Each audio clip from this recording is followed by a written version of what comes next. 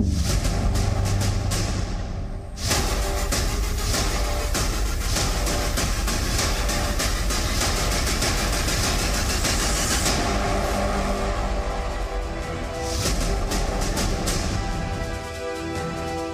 का डीएनए और राजनीति के मामा के बाद राजनीति के डॉक्टर साहब जो हैं, डॉक्टर हर्षवर्धन, केंद्रीय मंत्री। मैं चाहूंगा जोरदार तालियों के साथ स्वागत किया जाए। केंद्रीय विज्ञान प्रौद्योगिकी पर्यावरण मंत्री हैं डॉक्टर हर्षवर्धन। डॉक्टर हर्षवर्धन, पहले सीधा सा सवाल, इंडिया का डीएनए क्या कहता है सर? इंडिया का पॉलिटिकल डीएनए आपके हिसाब से?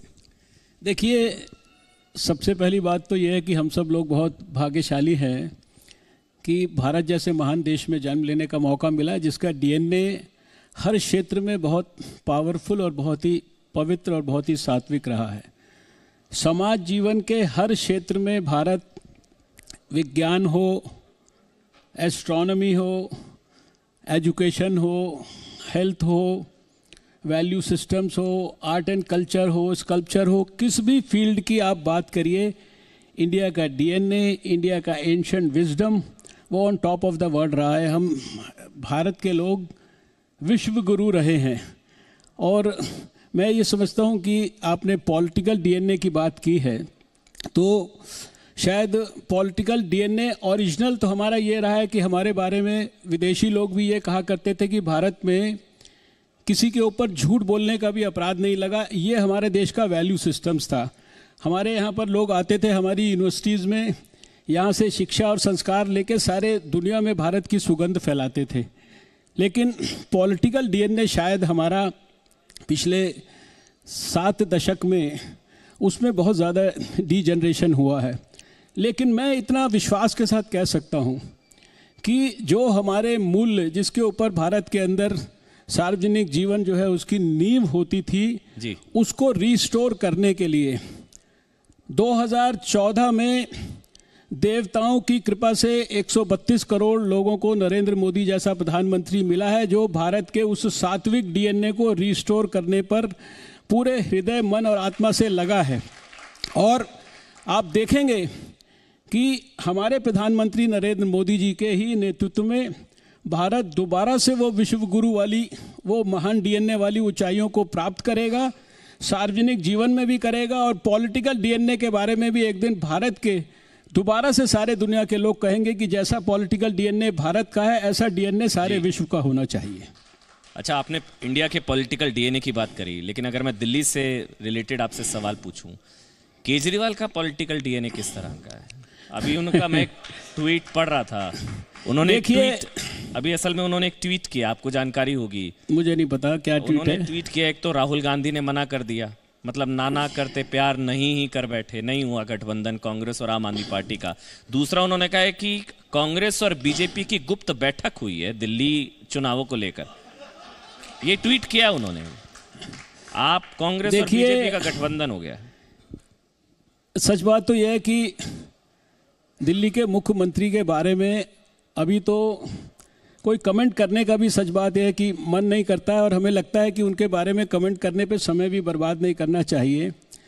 जिस पवित्र आंदोलन से उनका जन्म हुआ था और जितनी पवित्रता से उन्होंने देश के अंदर मूल्यों की राजनीति में पुनर्स्थापना के लिए उन्होंने बड़ी बड़ी कस्में खाई थी, आज मैं समझता हूँ कि शायद पूरे भारत की नहीं, पूरी दुनिया की राजनीति के अंदर अगर पॉलिटिकल सिस्टम के अंदर अगर कोई वैल्यूज़ के डीजनरेशन के ऊपर जिसने सब योगदान किया होगा तो वो शायद दिल्ली के मुख्यमंत्री ने किया होगा।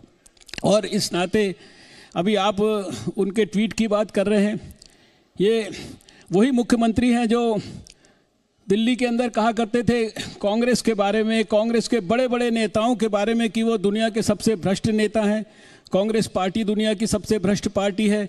दिल्ली की मुख्यमंत्री शीला दीक्षित के लिए उन्होंने नई दिल्ली के पुलिस स्टेशन में जाके 400 पेज की एक कंप्लेंट दायर की थी, एफआईआर की थी, और उसके बाद दिल्ली के अंदर ये कहा कि उनके पास ट्रक भर के सबूत हैं शीला दीक्षित जी के खिलाफ। जी। अब आज उसी भ्रष्ट कांग्रेस की अध्यक्षा शीला दीक्षित जी के सामने नाक रगड़ रहे हैं, गिड़गिड़ा रहे हैं, दिन रात कह रहे हैं कि मुझे आप साथ लेकर चुनाव लड़ लीजिए। उनको अपनी हार बड़ी स्पष्ट नज़र आ रही है। अब इस तरह की बातें उनकी मैं समझता हूं कि भारतीय जनता पार्टी भारत के अंदर मूल्यों की राजनीति करती है। हमारा जन्म डॉक्टर श्यामा प्रसाद मुखर्जी और पंडित दीनदयाल उपाध्याय जैसे नेताओं के आशीर्वाद से हुआ है। हमारे लिए जो है ये संभव नहीं है कि हम अरविंद केजरीवाल की पार्टी के साथ बात करना तो बहुत दूर की बात है, हम उनकी तरफ देखना भी नहीं चाहते हैं। लेकिन दिल्ली ने तो 67 सीटें दे दी थी। नंबर 1 दिल्ली में 70 में से 67 जिनकी आप बात भी नहीं करना चाह रहे उनको दिल्ली ने सराखों पर बिठाया। देखिए, नंबर 1। नंबर 2, गठबंधन नहीं हुआ फाइनली, राहुल गांधी ने मना कर दिया, तो ये तो आप तो राहत की सांस लेंगे। देखिए, मैंने तो ऑन रिकॉर्ड 10 दिन 15 दिन पहले भी कहा है और बाकायदा ऑफिशियली कहा कि गठबंधन हो गठबंधन ना हो, मैं तो व्यक्तिगत तौर पर यह चाहता था कि इनका गठबंधन हो जाए तो कांग्रेस और आम आदमी पार्टी को दोनों को मिलकर दिल्ली के अंदर जब मिलकर लड़ेंगे हमारे खिलाफ, और जब हम उस समय इनको 7 सीटों पर हराएंगे तो उसके जो आनंद की अनुभूति होगी वो शायद अलग अलग हराने में नहीं होगी। उनका गठबंधन हुआ है कि नहीं हुआ है, हमारे लिए ये नॉन इशू है। हमारे लिए केवल एक इशू है, हम भारत की जनता के बीच में, देश की राजधानी के लोगों के बीच में नरेंद्र मोदी जी के महान काम जो 5 साल में उन्होंने ऐतिहासिक असाधारण काम किए, उनके आधार पर जाएंगे। दिल्ली के अंदर अपने क्षेत्र में किए हुए कामों के आधार पर जाएंगे और हमें पूरी तरह से विश्वास है, 100% विश्वास है कि हमें 100% सफलता मिलेगी। तो क्या ये मैं भी चौकीदार वोट दिलाएगा, ये मैं भी चौकीदार कैंपेन? तो देश को मैं भी चौकीदार का कंसेप्ट प्रधानमंत्री जी ने भी समझा दिया, देश को भी समझ में आ गया। मुझे पता नहीं कि आपको अभी तक समझ में क्यों नहीं आया है।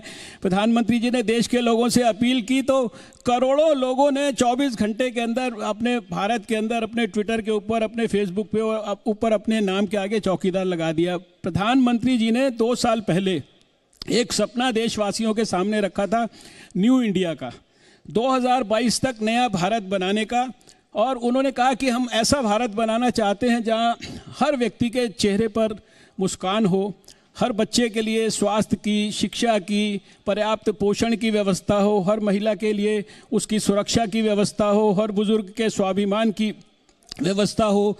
देश के अंदर जो है आतंकवाद, अलगाववाद, माओवाद, नक्सलवाद, जातिवाद, ये सारी चीज़ों से मुक्ति हो और केवल एक ही वाद हो, राष्ट्रवाद और मानवतावाद। और उस समय उन्होंने लोगों से कहा, और केवल एक ही वाद हो, राष्ट्रवाद और मानवतावाद। और उस समय उन्होंने लोगों से कहा कि मेरे इस सपने को साकार करने के लिए हर भारतवासी भी मेरे सपने के साथ एक सपना जोड़कर वो जो है एक सपना देखे। और आज उसी सपने को देखने के लिए उन्होंने कहा कि अगर हमें वो महान भारत बनाना है जो हमारा अतीत का भारत है, तो हर भारतवासी को चौकीदार बनना पड़ेगा। समाज के अंदर जहाँ भी है वहाँ की कुरीति, वहाँ की बुराई, वहाँ की खराबी, वहाँ की गंदगी, वहाँ की इनसैनिटरी कंडीशन, वहाँ का आतंकवाद, वहाँ का भ्रष्टाचार, इसके खिलाफ आम आदमी को खड़ा होना पड़ेगा। और मैं समझता हूँ कि देश के आज 132 करोड़ लोग इतने उत्साह के साथ उनके साथ खड़े हैं, तो मैं समझता हूँ आपको अब तक तो स्पष्ट हो जाना चाहिए कि देश के अंदर क्या नतीजा आने वाला है। अच्छा, बतौर पर्यावरण मंत्री, बतौर विज्ञान प्रौद्योगिकी मंत्री, आपकी मिनिस्ट्री की तरफ से भी क्लियरेंसेस, अप्रूवल्स बहुत स्मूथ हुए हैं। ये भी आपको लगता है ये भी विकास में योगदान देती हैं चीजें आपकी मिनिस्ट्री को रिलेटेड? देखिए, क्या उपलब्धि रही?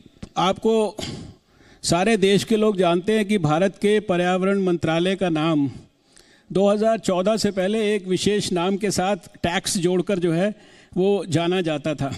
मुझे आज इस बात की खुशी है कि प्रधानमंत्री नरेंद्र मोदी जी के नेतृत्व में हमारा पर्यावरण मंत्रालय, मैं आपको ये कह सकता हूँ कि अगर 100% से भी ज़्यादा कोई पारदर्शी का पैरामीटर होता है, दुनिया का सबसे बेस्ट जिसे कहते हैं रेयर सॉफ्टवेयर परिवेश, उसके माध्यम से हमारे यहाँ पर काम होता है। जो क्लियरेंसेस 600 दिन में होती थी वो आज 100 दिन के अंदर होती हैं। इतनी पारदर्शिता हमने लाकर दिखाई है। पेरिस के अंदर जो अभी COP21 हुआ, हमारे प्रधानमंत्री जी ने फ्रंट से नेतृत्व प्रदान किया, वहाँ पर नए नए कंसेप्ट्स दिए।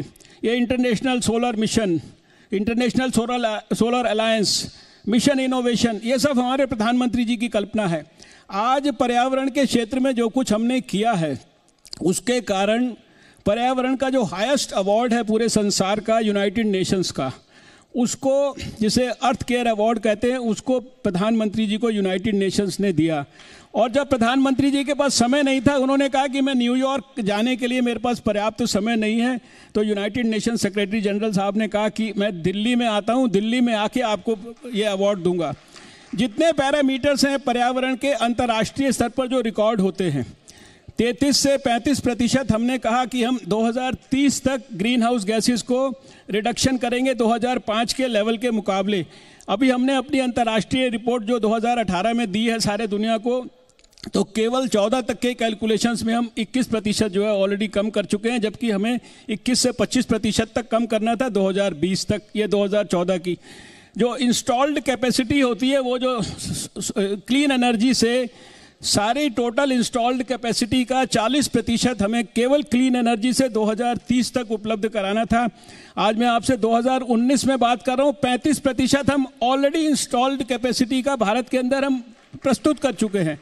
विंड एनर्जी के अंदर हम दुनिया के अंदर 4थे स्थान पर इंस्टॉल्ड कैपेसिटी में आ गए हैं, सोलर एनर्जी में 5वें स्थान पर आ गए हैं, क्लीन एनर्जी में 5वें स्थान पर आ गए हैं, और जितने भी पैरामीटर्स हो सकते हैं पर्यावरण के। और ग्रीन गुड डीड्स का ऐसा सोसाइटल मूवमेंट हमने भारत में शुरू किया है जिसको यूनाइटेड नेशंस अप्रिशिएट कर रहा है सारे दुनिया के अंदर। यूनाइटेड नेशंस के एनवायरनमेंट प्रोग्राम चीफ एरिक सोलाइम ने सारे दुनिया के अंदर उसकी चर्चा की, ब्रिक्स नेशन ने उसको अडॉप्ट किया। उन्होंने कहा कि ये भारत में जो ग्रीन गुड डीड्स का आंदोलन चल रहा है, इसको हम अगली रशिया की ब्राज़ील की मीटिंग के अंदर इसकी चर्चा करेंगे। मैं ये समझता हूँ कि पर्यावरण के फ्रंट पर सारे दुनिया में प्रधानमंत्री नरेंद्र मोदी जी के नेतृत्व में जो हम लोग करने की कोशिश कर रहे हैं, उसकी भूरी भूरी प्रशंसा हो रही है, औपचारिक सराहना हो रही है। और ये कॉप की मीटिंग्स में, मिशन इनोवेशन की मीटिंग्स में, क्लीन एनर्जी मिनिस्टीरियल्स में सारे दुनिया के देश, जिसमें चीन जैसा देश भी शामिल है, वो भारत की प्रशंसा करता है। डॉक्टर साहब, आपके मंत्रालय में आपने बहुत काम किया, वो आपने बताया लंबी लिस्ट है, वो मैंने भी पढ़ा। तभी मैंने आपसे क्लियरेंसेस को लेकर सवाल पूछा, क्योंकि मेरे को भी पता लगा कि क्लियरेंसेस बहुत स्मूथ हुई हैं।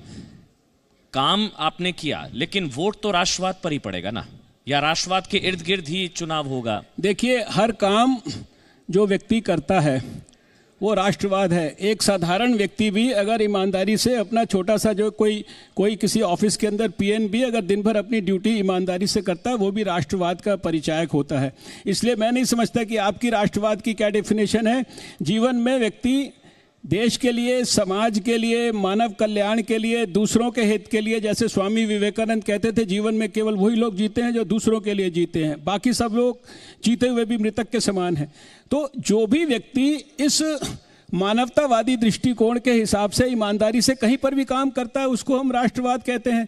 तो स्वाभाविक है कि शायद राष्ट्रवाद की दृष्टि से प्रधानमंत्री नरेंद्र मोदी ने हर समाज जीवन के क्षेत्र के लिए, हर समाज जीवन के व्यक्ति के लिए, और विशेषकर गरीब के लिए, मजदूर के लिए, किसान के लिए, हमारी बहनों के लिए, बच्चों के लिए, बुजुर्गों के लिए इतने काम किए हैं, मिशन के रूप में किए हैं। और आज उसका परिणाम ये है कि कोई भी प्रोग्राम जो उन्होंने लॉन्च किया है, उसके 1000 या लाख में नहीं, करोड़ों की तादाद के अंदर उसके लाभार्थी भारत के अंदर हैं।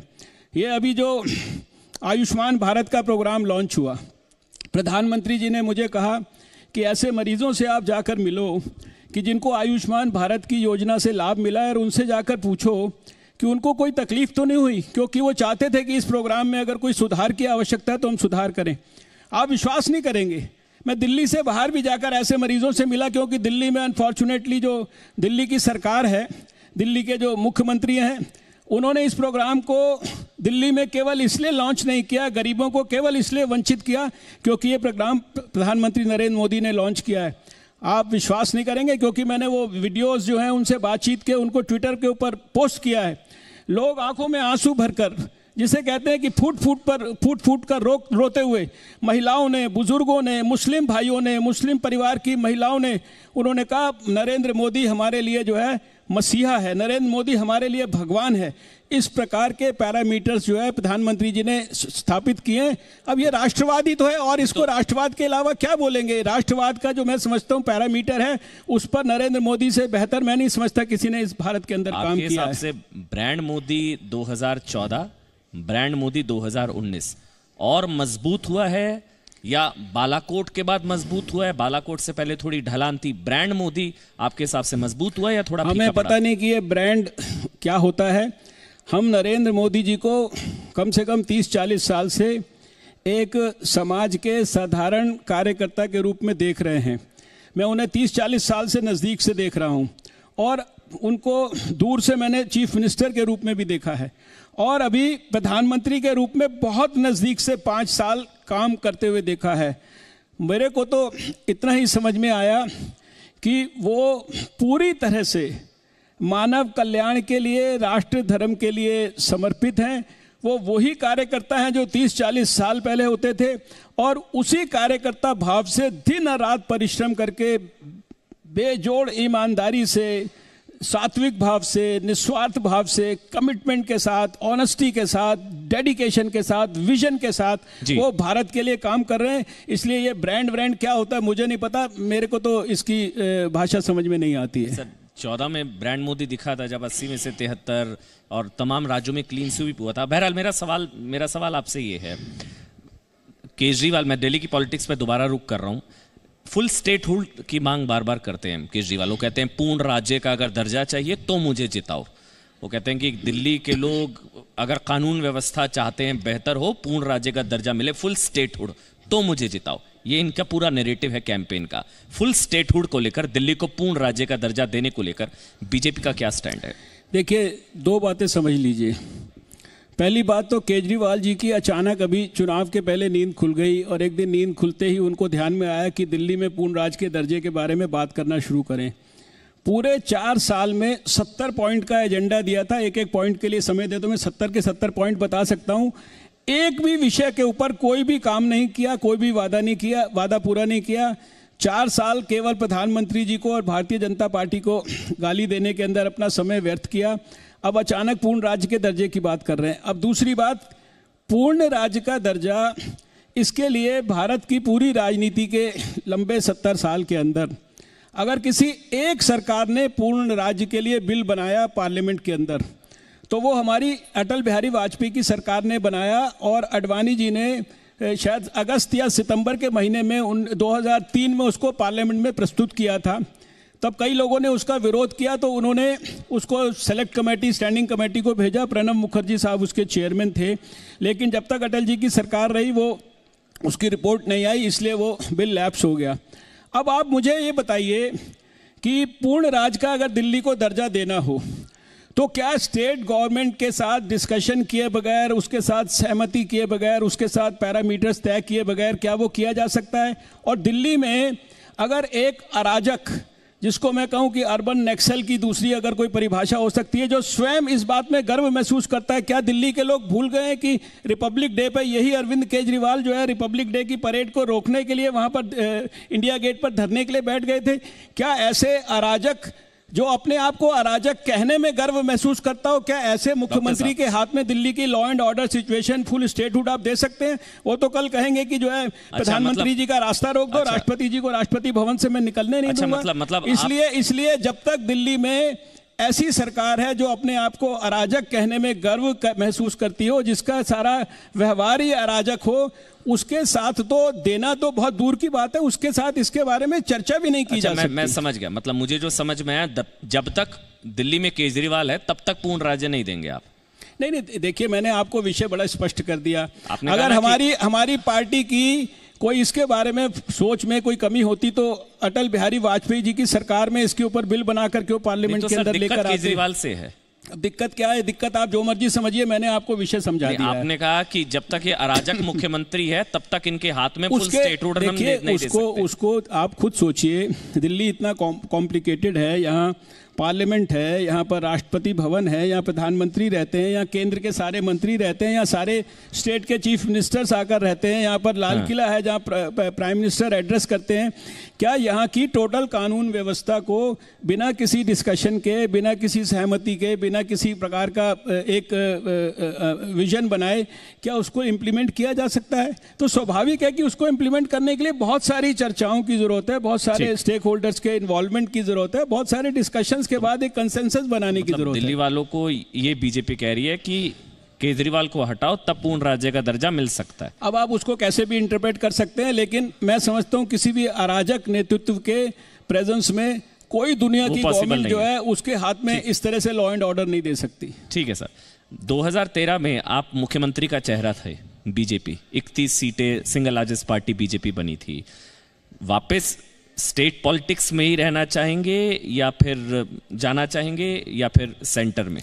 देखिए, एक बात आप समझ लीजिए कि लगभग 25 साल पहले 12 अक्टूबर 1993 को मैं सार्वजनिक जीवन में और राजनीति में राष्ट्रीय स्वयंसेवक संघ और भारतीय जनता पार्टी के जॉइंट आदेश से मैंने प्रवेश किया था।